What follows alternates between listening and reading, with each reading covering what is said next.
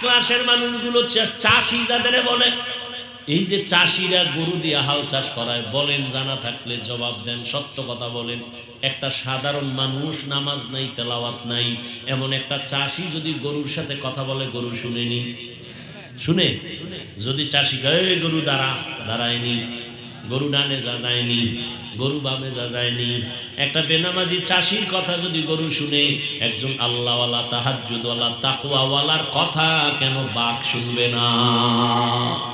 খাকো বাদ আবো আতিশ বান্দা বামানো তু জিন্দাবাহ মুরদা মান কানা লিল্লাহ কানাল্লাহু লাহ। আল্লাহর কাছে প্রিয় কোন জিন না, কোন ফেরেশতা না, একমাত্র মানুষ। আর এই মানুষের ভেতরে আল্লাহর কাছে সব থেকে বেশি প্রিয় যারা তাকওয়াওয়ালা। আর তাকওয়াওয়ালা আল্লাহর কাছে কত প্রিয় জানেননি? ক্বালা রাসূলুল্লাহ সাল্লাল্লাহু আলাইহি ওয়া আলিহি ওয়াসাল্লাম লাউ আকসামা আলাল্লাহ লা আবাররা। আল্লাহর নবীকে আল্লাহ জানায় দেয়, আমার প্রিয় বান্দা যারা তাকওয়াওয়ালা, এদের কাছে আমি আল্লাহ কতটা দুর্বল মায়ার কারণে ওরা যদি কসম কইরা কয়, ও আল্লাহ এখন বৃষ্টি হবে, আমি আল্লাহ এখনই বৃষ্টি দিব। আমার প্রিয় বান্দার কাছে আমি দুর্বল। আর আমার তো আলাদা মোহাব্বতের ছেলেও নাই, মেয়েও নাই, মানুষ আমার প্রিয়। আর এই মানুষের মধ্যে যারা চূড়ান্ত গুনাহ করে না, এরা আমার কাছে আরো প্রিয়। এরা যা চাইবে আমি আল্লাহ ওয়াদা তার সাথে সাথে দিব। আমার এই বান্দাদেরকে আমি আল্লাহ স্পেশাল পাওয়ার দেই। এই পাওয়ার আর কাউকে দেই না। এই পাওয়ারের নাম কোরআনের ভাষায় ফুরকান, হাদিসের ভাষায় পাওয়ারের ইয়া আইয়ুহাল্লাযীনা আমানু ইন তাত্তাকুল্লাহ ইয়াজআল লাকুম ফুরকানা। আমি আল্লাহ তাকওয়ার উপরে যারা মুজাহাদা করে, আমি আল্লাহ তাদের পাওয়ার দান করি। পাওয়ারের নাম ফুরকান। মা মা'নাল ফুরকান হুয়া নূরুম মিন ইলাহি। আল্লাহর দেওয়া একটা নূরের আলো। এই পাওয়ারকে হাদিসের ভাষায় বলে ফেরাসাত। قال رسول الله صلى الله عليه وآله وسلم اتقوا فراسة المؤمن فإنه ينظر بنور الله। ফেরাসাতের পাওয়ার বড় দামি। কেমন পাওয়ার? কয়, ও বান্দা তুই যা দেখো না, আল্লাহর প্রিয় বান্দা ফেরাসাতের পাওয়ার দিয়ে অনেক কিছু দেখেন। ফেরাসাতের পাওয়ার নিয়ে খুতবা পড়তেছেন ওমরে ফারুক। খুতবার মাঝখানে হঠাৎ করে একটা অপ্রাসঙ্গিক আওয়াজ দিলেন, ইয়া সারিয়াতাল জাবাল, ইয়া সারিয়াতাল জাবাল, ইয়া সারিয়াতাল জাবাল। এই সারিয়া, পাহাড় পাহাড় পাহাড়। একজনের নাম কি? ঘুমায় ঘুমায় সারিয়া, সারিয়া। ওমর ডাক দিছে, ওই সারিয়া, পাহাড়। সারিয়া কই? ওমর যেখানে বসে আওয়াজ দিছেন, এখান থেকে 2000 কিলোমিটার দূরে সারিয়া ইরানে যুদ্ধ করে। কত দূর? সারিয়াকে বলা হলো, ওমর যে চিল্লানি দিছিল শুনছো? কাছে বসে যেমন শুনে এমনই শুনছি। এর নাম ফেরাসাত। উসমান রাদিয়াল্লাহু তাআলা আনহু বয়ান করতেছেন মসজিদে নববীতে। গালেবান আব্দুল্লাহ ইবনে মাসউদ রাদিয়াল্লাহু তাআলা আনহু কিছুক্ষণ পর ভেতরে এসে ঢুকলেন। বাজারে গেছিলেন। উসমান বয়ান করতে করতে হঠাৎ করে বললেন, মজলিসের একটা মানুষ আছে যার চোখের মধ্যে জেনার আসর লাগানো। চোখের মধ্যে জেনার আসর মানে বেগানার সাথে বাজারে গেছে তো দেখছে। ইবনে মাসউদ চিন্তা করে, ওসমান জানলো কেমনে একটা বেগানার চোখে আমার চোখ লাগছে? জিবরাইল আইলো, উঠে গেছে কাছে গিয়ে কয়, হযরত জিবরাইল আইছে। কয় না তো, নবুয়তের দরজাটা বন্ধ, ওহিও নাই। তো আপনি জানলেন কেমনে? চোখের মধ্যে জেনার আসর লাগানো। নবুয়তের দরজা খোলা নাই, বন্ধ। ওহির দরজা বন্ধ, তবে ফেরাসাতের দরজা তো বন্ধ না। আউলিয়ারা কারে উকবা ইখতিয়ার, জাহেলারা कार दुनिया इख्तियार माइले मोमेन सोए मोमेन मिशावर माइले काफिर सोए काफिर मिशावर। খারাপ লাগতেছে আপনাদের? ইত্তাকিল মাহারিম তাকুন আবাদান নাস। হাদিস নিয়ে কয়েকটা কথা বললাম, আল্লাহ আমাকে আপনাদের সবাইকে সহি বুঝ দান করেন, আমিন কইবেন না? এই যত বয়ান টয়ান চলতেছে মূল মাকসাদ একটা বুঝ ঠিক করা। বুঝ ঠিক হয়ে গেলে আপনি স্কুলে পড়লেও দাড়ি উঠে যাবে। কি এই সমস্যা? কি বুঝ কম, বুঝের অভাব। বয়ান তো আপনারা জানেন, আমরা কি কই এগুলি আপনারা জানেন না, মানেন না কেন? বুঝের অভাব। যখন বুঝটা ঠিক হয়ে যাবে তখন সে প্রফেসর হলেও দাঁড়িয়ে রেখে দিবে, ইঞ্জিনিয়ার হলেও সে কোরআন তেলাওয়াত শুরু করবে, পাগল হয়ে যাবে কোরআন তেলাওয়াতের জন্য। আর বুঝ যদি ঠিক না হয় তাহলে পাগড়ি লাগাইয়াও আলেম রেগালি দিবে, আর বুঝ ঠিক নেই। এজন্য রাসূল বলেন মাইয়ুরিদিল্লাহু বিহি খাইরান ইউফাক্কিহু ফিদ্দীন, আল্লাহ যাকে মোহাব্বত করেন তাকে তাফাক্কুহ ফিদ্দীন দান করেন। এক বরকত হলো তাআল্লুম ফিদ্দীন, আর একটা হলো তাফাক্কুহ ফিদ্দীন। তাআল্লুম ফিদ্দীন এটা যে কেউ হতে পারে, আম হিন্দু ইসলাম সম্পর্কে অনেক জ্ঞান অর্জন করতে পারে, কিন্তু তাফাক্কুহ ফিদ্দীন এটা খাস, এটা সবাই পায়। এই কারণে এত বয়ান। নাহলে আপনার আমি বয়ান করবো কেন? আপনি মুসলমান, আমিও কি? আপনার আল্লাহ আমার আল্লাহ, নবী, কথা বলেন, কোরআন, কাবা, ধর্ম, কালেমা সব এক। দুনিয়াতে আসছে সিস্টেম, বিদায় বেলা কাফনের সংখ্যাও পুরুষের 3, মহিলার 5, কালার হবে আলাদা। সবার কালার কি হবে? এই কালার কি হবে? তো কালার নিয়ে কিলেকিলি করো কেন? চলেনি কিলাকিলি? মরণকালে কাফনের কালার সবার, শুধু তাবলীগওয়ালাদেরটা আলাদা কালার না সবের? তো মরার আগে কালার নিয়ে কিলাকিলি কেন? কে কালো কে সবুজে কিলাকিলি কেন? বুঝের অভাব। কিসের অভাব? বুঝের অভাব। সহি বুঝ নাই। আল্লাহ এক, নবী এক, কোরআন এক, কাবা এক, ধর্ম এক, কালেমা এক, কাফনের কালার এক, কবরের সাইজও হবে এক। না আপনাদের এলাকায় এক বড়? সবার কবরের সাইজ হবে এক, কবরের প্রশ্ন 3টা তাও এক। আমি হুজুরকে যা বলবে আপনাকেও তা বলবে। রবের পরিচয় দাও, ধর্মের পরিচয় দাও, রাহমাতুল লিল আলামিনের পরিচয় দাও। আপনারা মুসলমান, আমিও মুসলমান, আপনার আমার আল্লাহ এক, নবী এক, কোরআন এক, কাবা এক, ধর্ম এক, কালেমা এক। আপনাকে বয়ান করব কেন? আজকে তো হিন্দুদের বয়ান করা দরকার, খ্রিস্টানদের দরকার, কারণ ওরা আল্লাহ চিনে না, নবী চিনে না, কোরআন বুঝে না। বয়ান তো ওদের করবো, আপনাদের কেন? কেন মানি? 12 মাস কুত্তার মতো দৌড়াইতে দৌড়াইতে নিজের ঘরের চিন্তা নাই, বউয়ের চিন্তা নাই, মাইয়া পোলার খবর নাই, টাইম নাই, ঘুম নাই, খানা নাই, পাগলের মতো দৌড়ার দৌড়। আমি একা, হাজারো আলেম আপনাদের পেছনে দৌড়ায়, তাবলীগওয়ালাদের মেহনত, পীর মাশায়েখের মেহনত, জুমার খতিবের মেহনত, আমাদের বক্তাদের মেহনত, এত মেহনত, এত মেহনত। 12 মাস একদিনও বন্ধ নাই। কিসের বৃষ্টি আর কিসের রৌদ্র, চলছে চলছে বয়ান। ফজরের পরে বয়ান, জোহরের পরে বয়ান, মাগরিবের পরে বয়ান, সারা রাত বয়ান।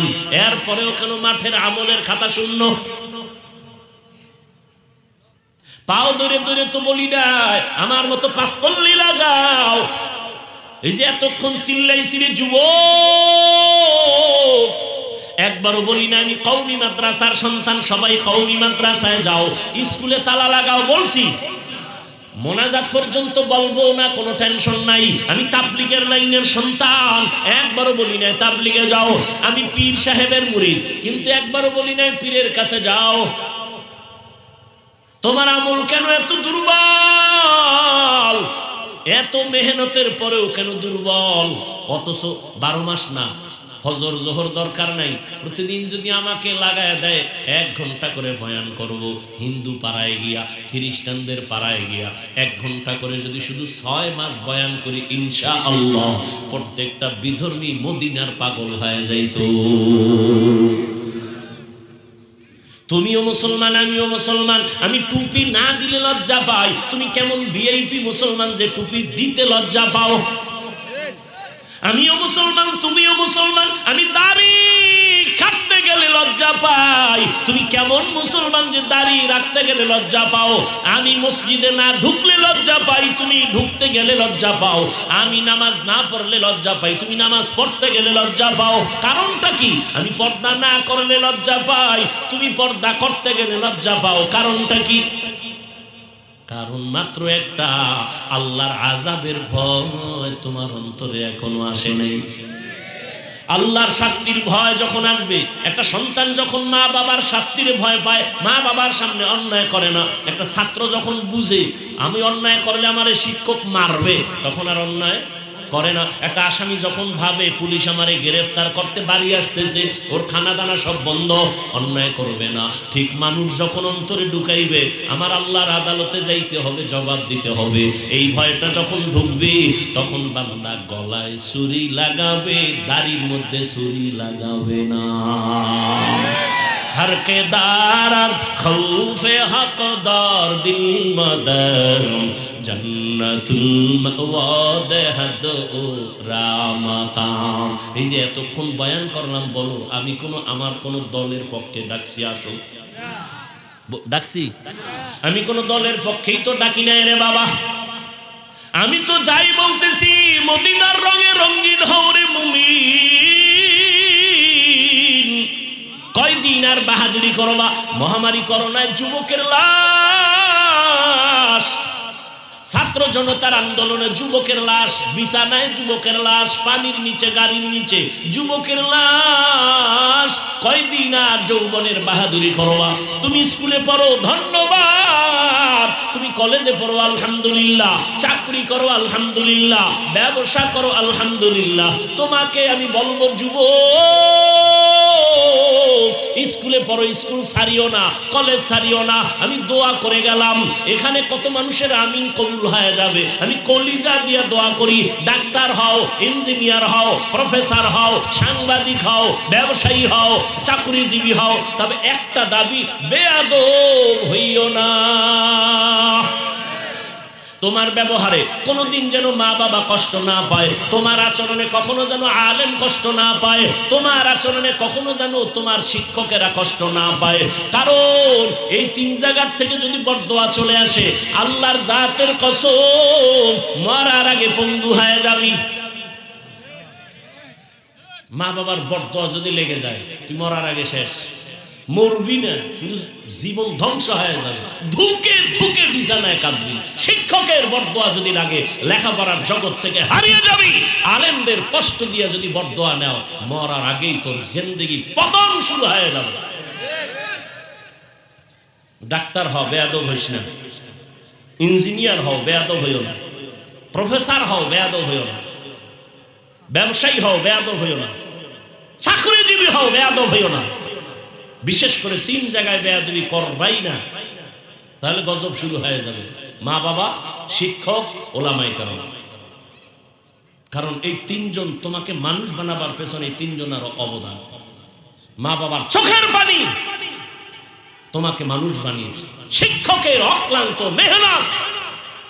আমি হাফিজুর রহমানকে আমার মা বাবা বসায় বয়ান শিখায় নাই, চোখের পানি ছেড়ে দোয়া করেছেন, কিন্তু আমাকে বয়ান শিখাইছেন। আমার উস্তাদরা ধরে ধরে বয়ান শিখাইছেন, কিতাব শিখাইছেন, হাদিস শিখাইছেন, কোরআন শিখাইছেন।